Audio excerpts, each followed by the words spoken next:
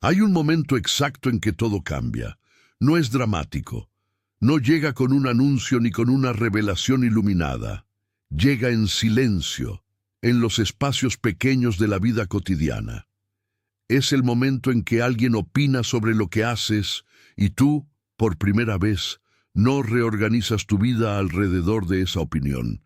El momento en que decepcionas a alguien y descubres que sigues en pie. El momento en que te das cuenta de que llevas semanas tomando decisiones desde lo que tú crees que es correcto y no desde lo que crees que va a caerle bien a los demás. Y en ese momento, algo en ti se asienta de una manera que nunca antes había sentido. Algo se coloca en su lugar. Algo que llevaba años fuera de sitio y que ninguna aprobación externa, por más que la buscaste, nunca terminó de colocar. Y si te dijera que ese momento no es el final de un proceso, sino el comienzo de uno. Que lo que ocurre en ti cuando dejas de buscar la aprobación de todos no es un solo cambio, sino una cadena de transformaciones que van desde la manera en que tomas decisiones hasta la manera en que duermes, desde la calidad de tus relaciones hasta la claridad con que ves tu propia vida. Que los filósofos más grandes que ha producido la historia humana estudiaron este mecanismo con una profundidad que ninguna psicología moderna ha superado y dejaron instrucciones exactas sobre cómo liberarse de él. Que lo que vas a descubrir hoy no es motivación para sentirte bien durante 10 minutos, sino una comprensión que puede reorganizar desde adentro la forma en que vives. Que hay algo esperándote al otro lado de la necesidad de aprobación que la mayoría de las personas nunca llega a conocer porque nunca se atrevió a cruzar la incomodidad que se interpone en el camino. ¿Estarías dispuesto a cruzarla hoy? Porque lo que voy a decirte no viene a decirte que a nadie le importe lo que piensen de él. Viene a mostrarte la diferencia enorme entre vivir considerando a los demás y vivir secuestrado por su opinión. Y esa diferencia es, literalmente, la diferencia entre una vida libre y una vida prestada. Piensa en cuántas decisiones tomaste esta semana, grandes y pequeñas. ¿Qué dijiste y qué no dijiste? ¿Qué publicaste y qué borraste antes de publicar? ¿Qué camino tomaste y cuál descartaste? ¿Qué versión de ti mismo mostraste y cuál guardaste? Ahora pregúntate con toda la honestidad que puedas. ¿Cuántas de esas decisiones estuvieron gobernadas, aunque sea parcialmente, por la pregunta silenciosa de qué van a pensar los demás? No como consideración legítima del impacto en otros, como miedo al juicio, como ajuste de quién eres para encajar con lo que el entorno espera. Si la respuesta es más de la mitad, estás pagando un precio que todavía no has contabilizado del todo. Y hoy vas a verlo con claridad. Antes de comenzar necesito pedirte algo. Escribe en los comentarios ahora mismo estas palabras. Vivo para mi criterio. 3 palabras que en la tradición estoica tienen el peso de una declaración filosófica completa. No un eslogan, no una pose. El primer acto de entrenamiento de lo que vamos a construir juntos hoy. Los estoicos entendían que la mente adopta la forma de lo que practica con intención. Cuando dices que vives para tu propio criterio, cuando lo escribes con conciencia, estás comenzando a entrenar al sistema nervioso a operar desde ese lugar. Que todavía no sea completamente verdad no importa. Lo que importa es la dirección que eliges. Y la dirección comienza en este instante. Dale me gusta a este video, no como gesto automático. Como el acto de alguien que entiende que al hacerlo, está ayudando a que este mensaje llegue a otras personas que en este momento están viviendo encadenadas a la aprobación de quienes a veces ni siquiera conocen bien. Que están modificando quiénes son para encajar en expectativas que nadie les pidió que cumplieran. Que están agotadas de ser siempre la versión de sí mismas que el entorno necesita y nunca la que ellas eligieron. Llevar esta enseñanza a esas personas es lo que Séneca llamaba la forma más práctica de la virtud. Dar a otro lo que tú encontraste cuando más lo necesitabas. Y si todavía no estás suscrito, hazlo ahora. no después, ahora. Porque lo que aprenderás hoy es el primero de los cambios. Y los cambios que siguen, los que van transformando la vida desde adentro hacia afuera, requieren continuidad para completarse. La suscripción es ese compromiso con la continuidad. Es decirle a tu mente que este trabajo no termina con este video, que vuelves, que construyes, que no eres de los que empiezan y abandonan. Si ya estás suscrito, este momento confirma lo que ya sabías de ti mismo. Cuando decides algo, lo sostienes, y esa capacidad de sostenerse en las propias decisiones es exactamente el corazón de lo que vamos a estudiar hoy. Vamos, el primer cambio que ocurre en ti, cuando dejas de buscar aprobación de todos, es que empiezas a escuchar tu propia voz por primera vez en mucho tiempo. Esto parece obvio, hasta que entiendes lo que significa en la práctica. Porque la mayoría de las personas cree que escucha su propia voz, cree que sus opiniones son suyas, que sus preferencias son genuinas, que las decisiones que toma reflejan lo que realmente quiere. Y en parte es verdad, pero en una parte mayor de lo que casi nadie quiere reconocer, lo que cree que es su voz, es el resultado de años de ajuste fino a lo que el entorno esperaba escuchar. Es la voz que sobrevivió el filtro de la aprobación, la que pasó la prueba de lo que los demás consideraron aceptable. Y la voz original, la que tenía antes de aprender qué tipo de opiniones generaban rechazo y cuáles generaban pertenencia, esa se fue silenciando tan gradualmente que la mayoría no recuerda exactamente cuándo dejó de escucharla.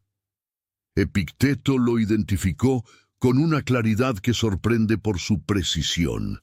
La primera pérdida que sufre el que necesita aprobación no es la libertad de actuar, es la libertad de pensar. Porque antes de que la acción sea filtrada por el miedo al juicio, el pensamiento ya lo fue. El juicio ajeno entra en la mente mucho antes de que llegue a los labios o a las decisiones. Se instala como árbitro silencioso de cada idea que surge.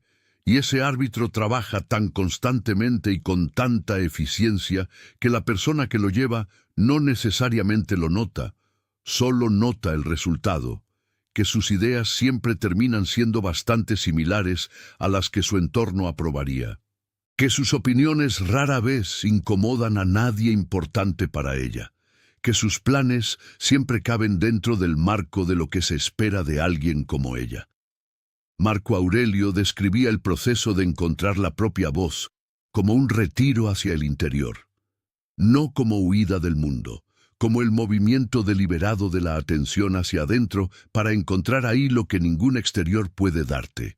Y lo que se encuentra ahí, cuando uno finalmente se sienta con ello, sin el ruido de las expectativas ajenas, a veces sorprende. A veces hay deseos que llevan años sepultados bajo capas de lo que se supone que debería quererse. Hay opiniones que nunca se dijeron en voz alta, porque el costo de decirlas parecía demasiado alto. Hay una dirección de vida que siempre estuvo ahí, pero que nunca terminó de tomarse, porque no coincidía con el mapa que otros habían trazado. El proceso de empezar a escuchar la propia voz, después de años de haberla silenciado, no es inmediato ni cómodo. Hay una etapa de confusión, una etapa en que resulta difícil distinguir lo que genuinamente piensas de lo que has pensado tantas veces que ya parece genuino aunque no lo sea. Una etapa en que las preguntas sobre quién eres cuando nadie está mirando producen más incertidumbre que certeza. Y esa etapa es necesaria. Es el precio de años de no haberlas hecho. Y los que la atraviesan, en lugar de huir de ella, encuentran al otro lado algo que no tenían antes, el conocimiento real de sí mismos que ninguna aprobación externa puede sustituir. La señal concreta de que este cambio está ocurriendo en ti es sutil, pero perfectamente identificable. Es la primera vez que dices algo en una conversación que sabes que no va a ser bien recibido por todos, y lo dices de todas formas porque es lo que genuinamente piensas. no con agresividad, sin necesidad de que todos estén de acuerdo, solo con la tranquilidad de quien sabe que su criterio vale aunque no sea unánimemente aprobado. Esa tranquilidad, la primera vez que la experimentas de manera real, produce una sensación que no tiene otra descripción que la de sentirse uno mismo, no la versión aprobada de uno mismo. Uno mismo. Séneca le escribía a Lucilio con una insistencia que solo puede venir de alguien que vivió el proceso desde adentro. No escuches las voces externas antes de haber escuchado la tuya propia, porque las voces externas siempre tienen agenda aunque sean bien intencionadas. Siempre reflejan la visión de otro sobre lo que es correcto para ti. Y esa visión, por más cariño que lleve, nunca puede reemplazar el conocimiento que solo tú puedes tener sobre quién eres y a dónde quieres ir. El ejercicio que produce este primer cambio de manera acelerada es lo que yo llamo el diario sin audiencia. No un diario para compartir, no un diario para mostrar. Un diario que escribes sabiendo con absoluta certeza que nadie más va a leerlo jamás. Y en ese espacio, en esa privacidad total, te permites pensar lo que realmente piensas. Opiniones que no dirías en voz alta. Deseos que no admitirías ante nadie. Miedos que no has formulado porque formularlos los haría demasiado reales. Verdades sobre tu vida que el filtro de la aprobación ha mantenido enterradas porque exponerlas sería demasiado vulnerable. Lo que encuentras en ese espacio, con el tiempo, con la práctica sostenida de la honestidad sin audiencia, es tu propia voz. No la que pasó el filtro, la original, la que estuvo ahí desde el principio y que simplemente aprendió a callarse para sobrevivir en un entorno que no siempre supo recibirla. Y cuando vuelves a escucharla, cuando la reconoces como tuya, después de años de haberla sepultado, algo cambia en la manera en que te mueves por el mundo, porque ya no estás navegando con el mapa de otro. Tienes el tuyo propio, y por imperfecto que sea, es el único que puede llevarte a donde genuinamente quieres ir. El segundo cambio que ocurre en ti cuando dejas de buscar aprobación de todos es que tus decisiones empiezan a tener una calidad diferente. No necesariamente mejores en el sentido de que siempre resulten como quieres, sino más tuyas, más honestas, más coherentes con lo que realmente valoras. Y esa coherencia, que parece un beneficio abstracto, tiene consecuencias completamente prácticas en la vida cotidiana. La persona que toma decisiones desde la búsqueda de aprobación está optimizando para el resultado equivocado. Está buscando la opción que genere la mejor reacción en los demás en lugar de la opción que mejor sirva a sus propios valores y objetivos. Y esas dos cosas a veces coinciden, pero con mucha frecuencia no, porque lo que maximiza la aprobación del entorno no siempre es lo que maximiza el bienestar propio. Lo que hace feliz a todos los que te rodean no siempre es lo que te hace feliz a ti. Lo que encaja perfectamente en las expectativas ajenas no siempre encaja en el proyecto de vida que tú llevarías si nadie estuviera mirando. Marco Aurelio se hacía una pregunta antes de tomar cualquier decisión importante y la registró en sus meditaciones como parte de su práctica filosófica diaria. ¿Estoy eligiendo esto porque lo considero correcto o porque quiero que otros piensen bien de mí por elegirlo?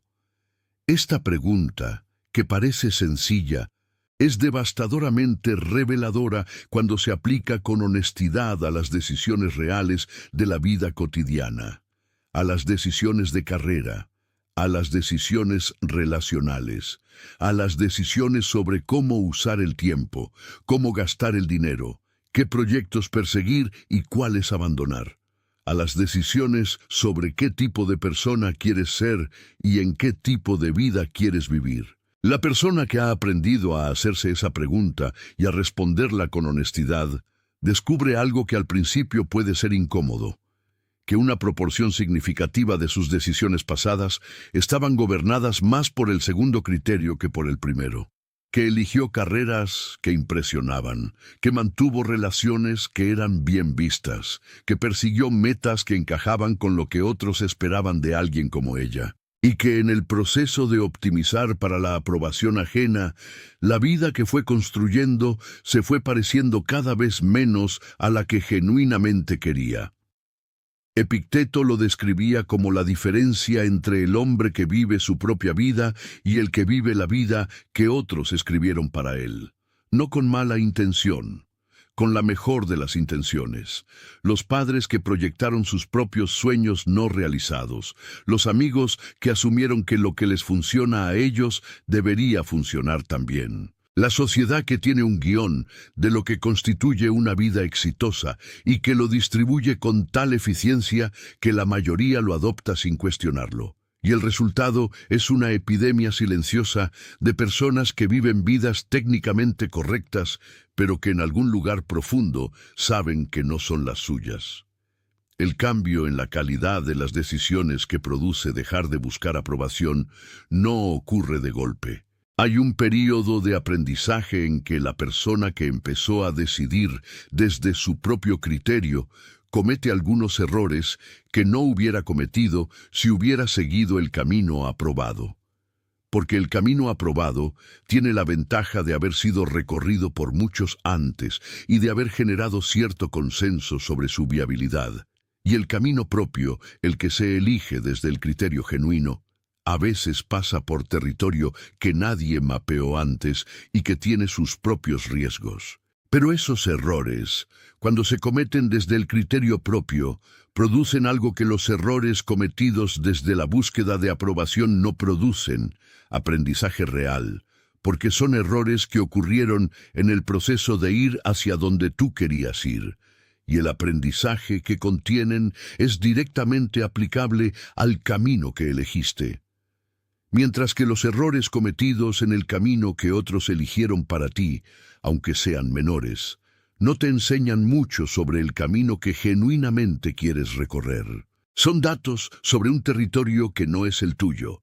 La práctica que produce este segundo cambio es lo que los estoicos llamaban la consulta con la propia conciencia.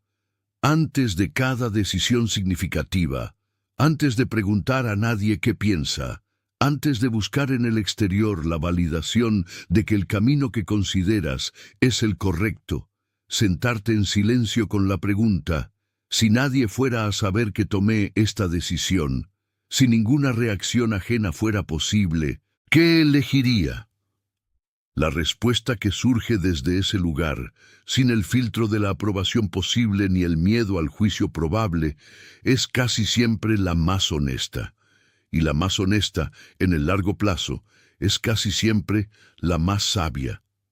El tercer cambio que ocurre en ti cuando dejas de buscar aprobación de todos es que tus relaciones se vuelven más reales y en muchos casos menos numerosas. Y esa combinación, que al principio puede sentirse como pérdida, es en realidad uno de los regalos más valiosos que este proceso produce. La persona que vive buscando aprobación construye relaciones de una manera específica. Las construye desde la necesidad de ser querida, de ser incluida, de ser considerada valiosa por el mayor número posible de personas. Y desde ese lugar, los vínculos se forman no tanto por afinidad genuina, sino por la capacidad del otro de generar la sensación de aprobación que se busca. El resultado es una red de relaciones que es amplia en número y frecuentemente superficial en profundidad. Muchas personas que conocen la versión aprobada de ti, pocas que conocen la real. Cuando dejas de buscar la aprobación de todos, la dinámica cambia de manera radical, porque ya no necesitas que todo el mundo te quiera. Solo necesitas que las personas con quienes te relacionas de manera genuina te conozcan de manera genuina. Y esa necesidad más reducida pero más honesta produce una selección natural en el entorno relacional. Las personas que estaban ahí principalmente porque les dabas lo que esperaban y que nunca tuvieron acceso a la versión real de ti porque nunca la mostraste, se alejan. No siempre con drama. A veces, simplemente con la distancia gradual de dos personas que ya no tienen el mismo contrato implícito que antes. Séneca lo describía con una precisión que todavía resulta incómoda para quien la lee con honestidad. El hombre que quiere ser amado por todos no puede ser completamente honesto con ninguno, porque la honestidad completa siempre decepciona a alguien, siempre genera fricción con alguna expectativa, y la persona que necesita la aprobación universal aprende rápido que la honestidad tiene un costo que no puede pagar, así que la reduce, la calibra, la ajusta a lo que cada persona necesita escuchar. Y en ese proceso, la relación que construye no es con la persona real que tiene enfrente, es con la versión de sí mismo que esa persona aprueba. Y eso, aunque produzca la sensación de ser amado, no produce la experiencia de ser conocido. La experiencia de ser conocido de verdad, que es una de las más profundas y más necesarias que puede tener un ser humano, solo es posible cuando eres lo que eres sin filtros en presencia del otro. Cuando dices lo que piensas, aunque no encaje perfectamente con lo que el otro esperaba. Cuando tienes la conversación incómoda en lugar de evitarla. Cuando ocupas el espacio que genuinamente te corresponde, en lugar de hacerte pequeño para que el otro no tenga que ajustarse. Ese nivel de presencia real en un vínculo no produce siempre comodidad, pero produce algo que la comodidad sin presencia nunca puede producir: conexión verdadera. El tipo de vínculo que no requiere que sigas siendo una versión específica de ti mismo para que se mantenga. Marco Aurelio hablaba de los amigos verdaderos como de los que pueden decirte verdades que duelen y ante quienes tú puedes hacer lo mismo. No como norma de comportamiento cruel, como señal de un vínculo que tiene suficiente solidez para soportar la honestidad.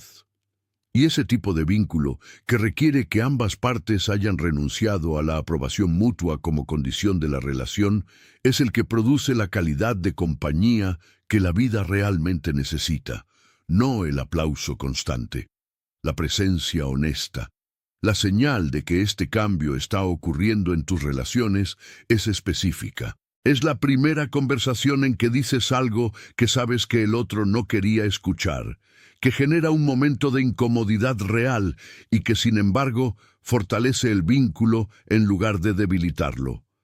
Porque el otro percibe algo en ese momento que la amabilidad superficial nunca transmite, que lo respeta suficiente como para ser honesto con él, aunque cueste. Y eso, aunque duela en el instante, construye una confianza que ninguna cantidad de acuerdo fácil puede construir. El proceso de reducción del círculo relacional que suele acompañar a este cambio tiene una etapa que puede sentirse solitaria. Una etapa en que los vínculos que dependían de la versión aprobada de ti se han distanciado y los vínculos más profundos basados en la versión real todavía están en proceso de formarse o de consolidarse. Esa etapa pide resistencia, pide la capacidad de estar bien con menos compañía antes de tener la compañía correcta. Y esa capacidad, que al principio puede parecer una carencia, es en realidad la señal de alguien que ya no necesita que todos lo quieran, que prefiere ser conocido por pocos a ser aprobado por muchos, que entiende que la calidad de la compañía vale infinitamente más que la cantidad de ella.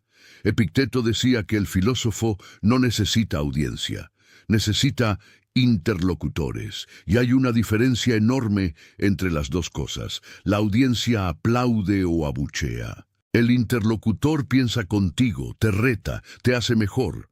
Y la persona que ha dejado de buscar la aprobación de todos deja de necesitar audiencia. Empieza a buscar interlocutores. Y ese cambio de búsqueda produce vínculos que son menos y más, al mismo tiempo, de todo lo que importa. El cuarto cambio que ocurre en ti cuando dejas de buscar aprobación de todos es que el miedo al fracaso pierde buena parte de su poder sobre ti. Esta conexión entre la búsqueda de aprobación y el miedo al fracaso es una de las menos evidentes, pero una de las más importantes de comprender. Porque la mayoría de las personas que tiene miedo al fracaso cree que ese miedo tiene que ver con el fracaso en sí mismo, con las consecuencias prácticas de no conseguir lo que buscaba, con la pérdida de recursos, de tiempo, de oportunidad. Y esas cosas producen algo de miedo, sí, pero raramente producen el nivel de parálisis que el miedo al fracaso genera en la mayoría de las personas. Lo que realmente produce ese nivel de parálisis es algo diferente. Es el miedo a lo que el fracaso diría de ti ante los ojos de los demás.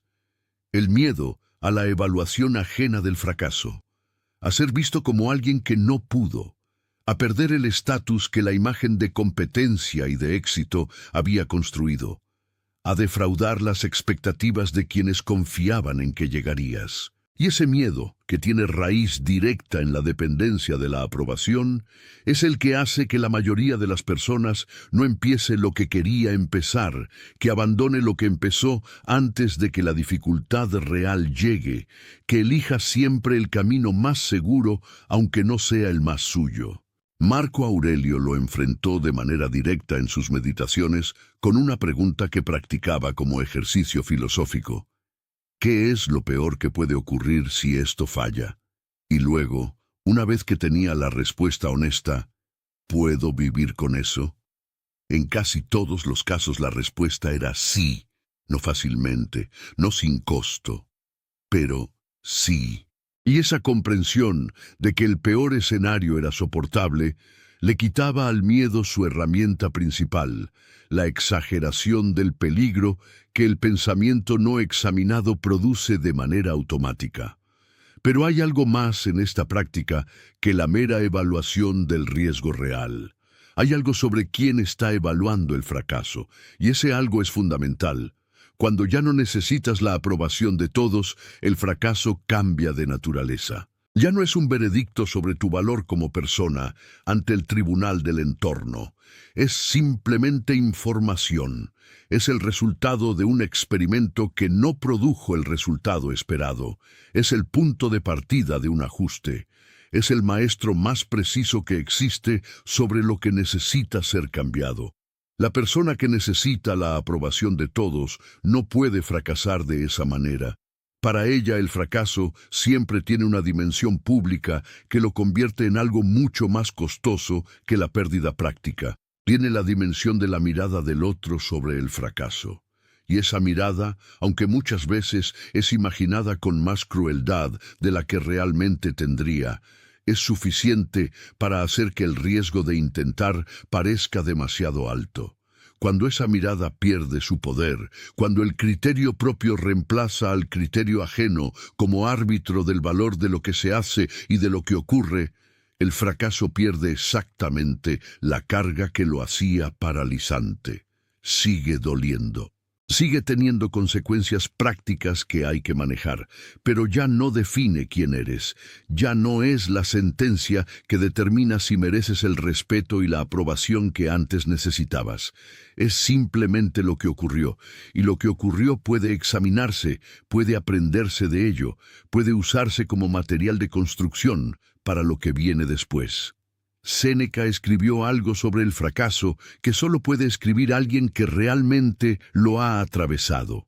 El sabio no es el que no fracasa, es el que cada fracaso lo encuentra en pie y mirando hacia adelante, no porque sea invulnerable, sino porque su valor no depende del resultado. Depende de la manera en que se relaciona con el resultado.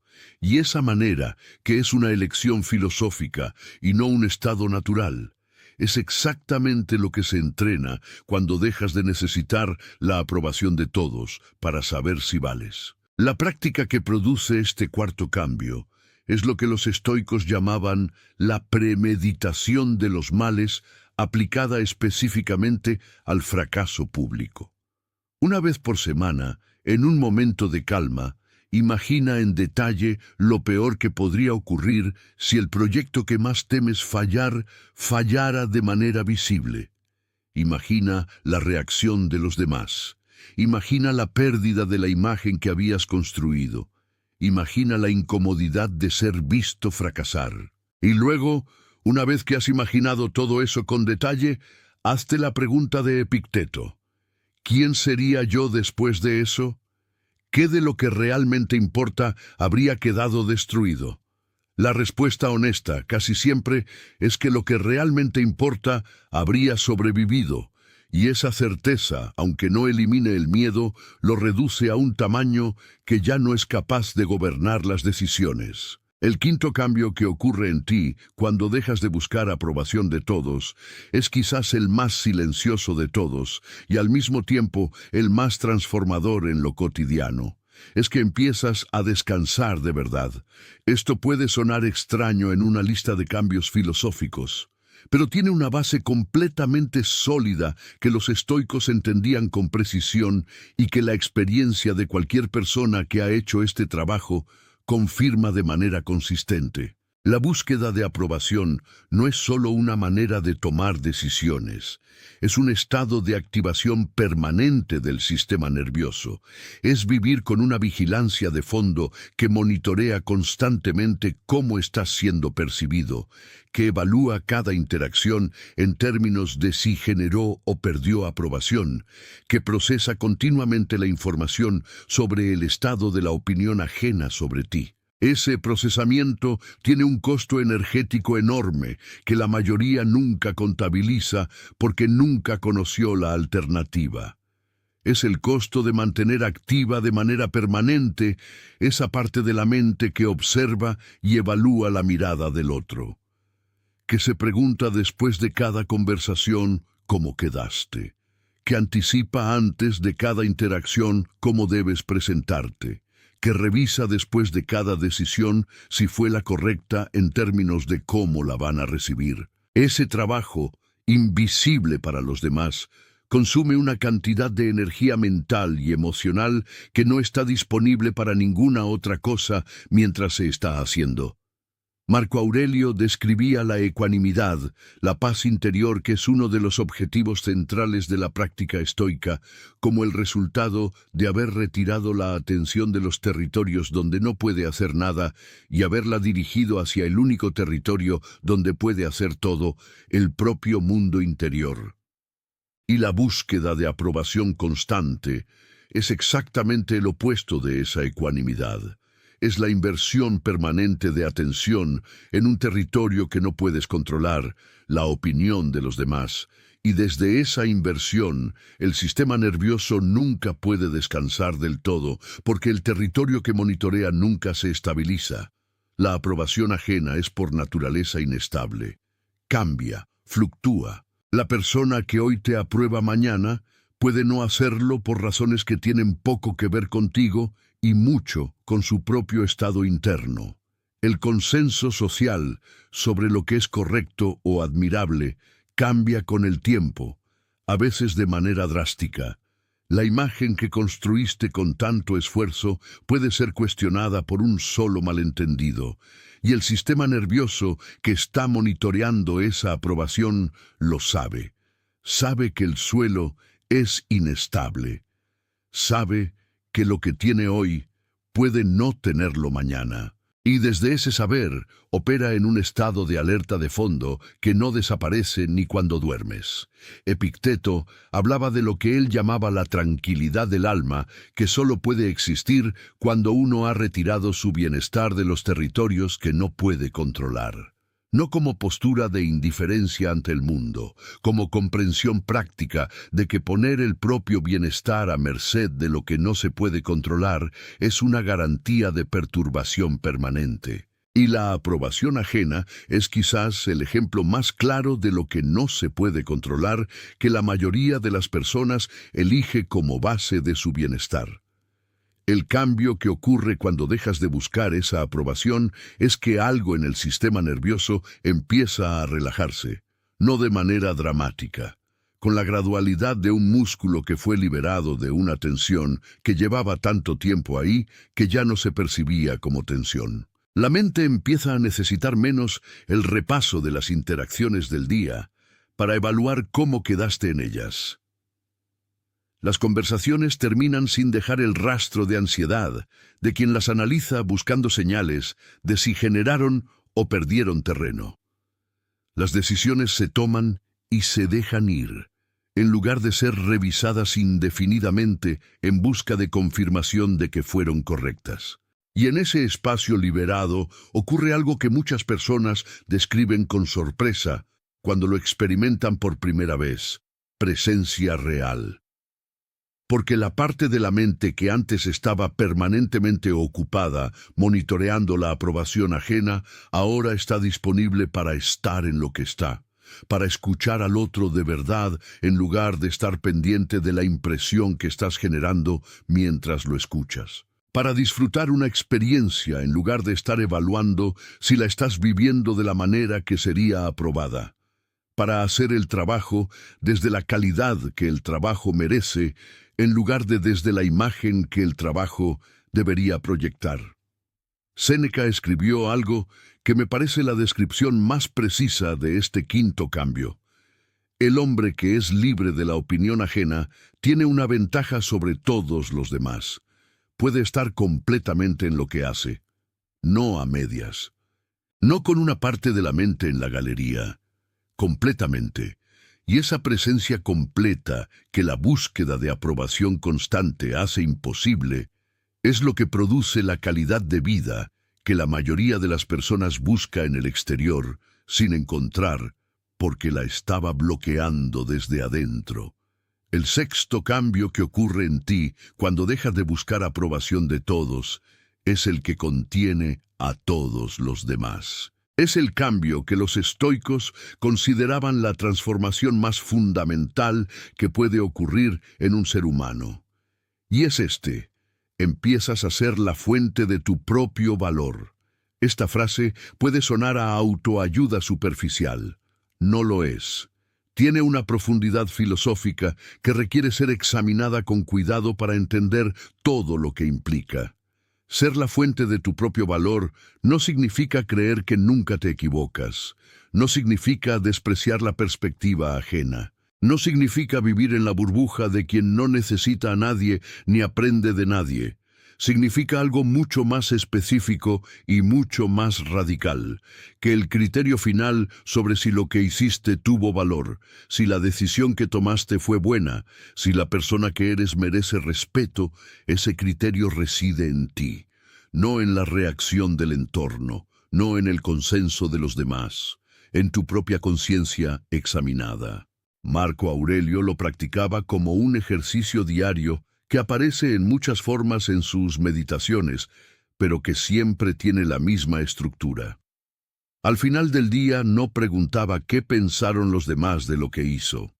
Preguntaba qué pensaba él de lo que hizo.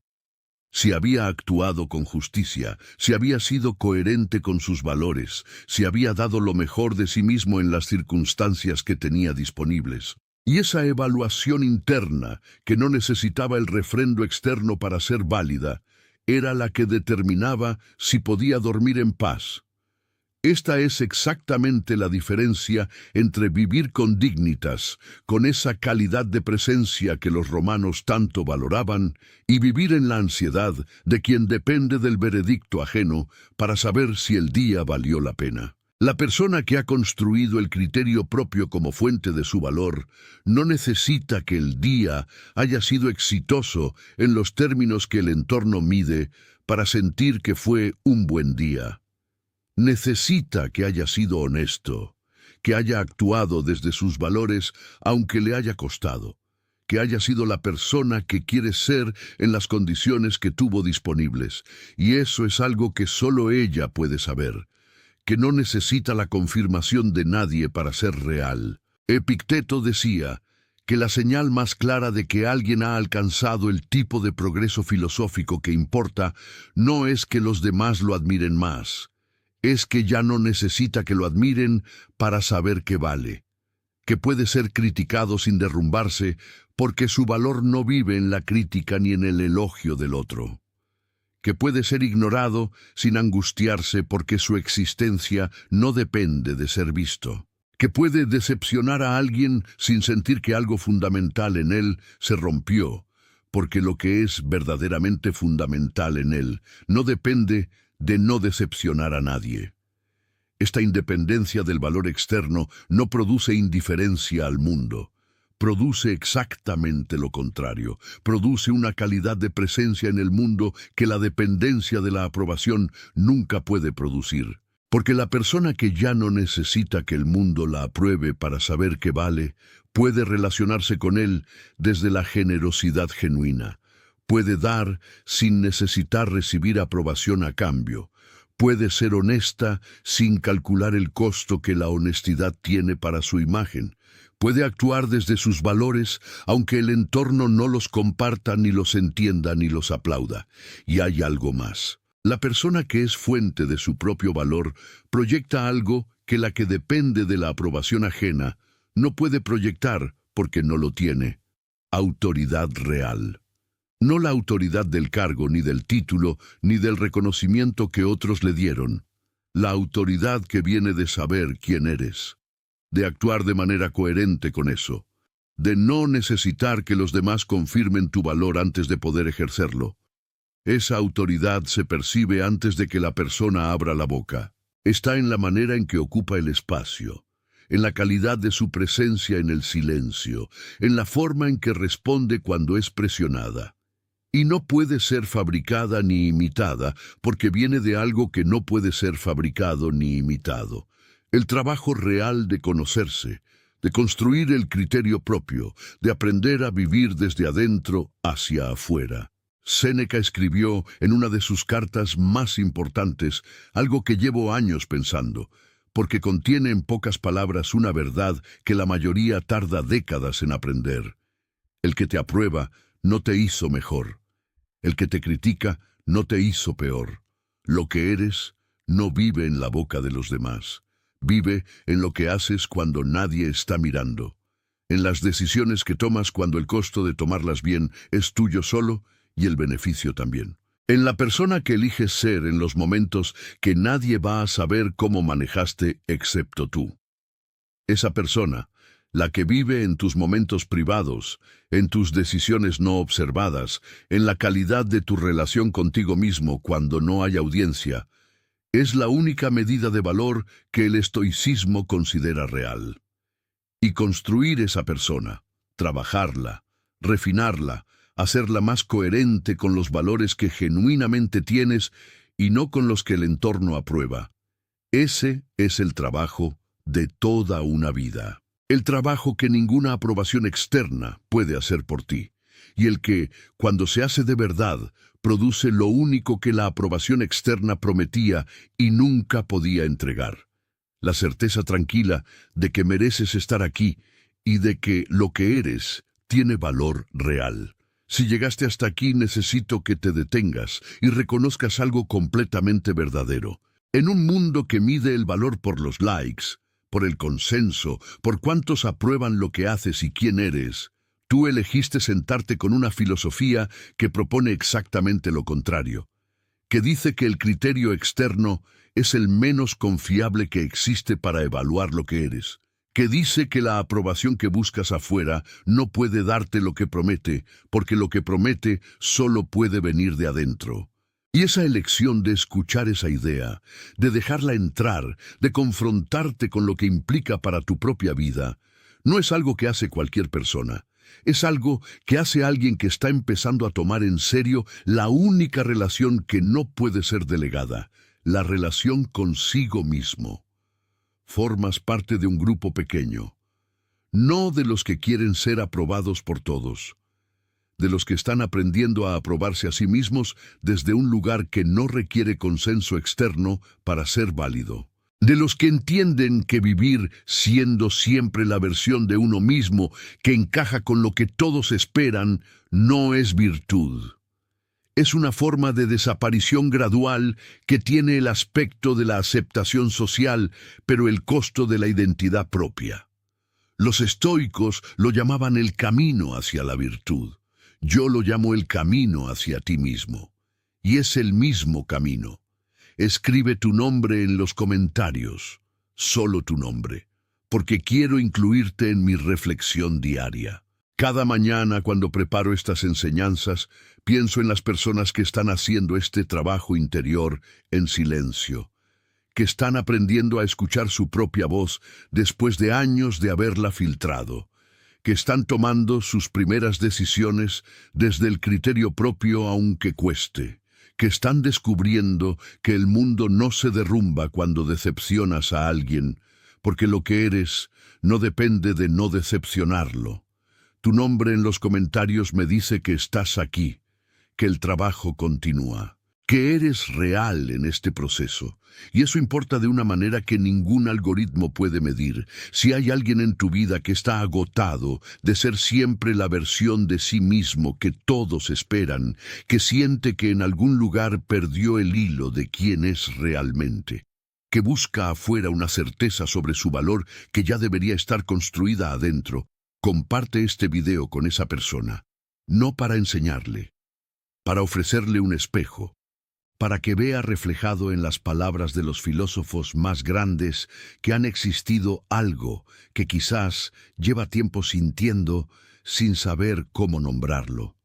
Eso es lo que este video puede darle, y dárselo es la forma más concreta de la virtud estoica, ser útil a quien lo necesita con lo que ya encontraste.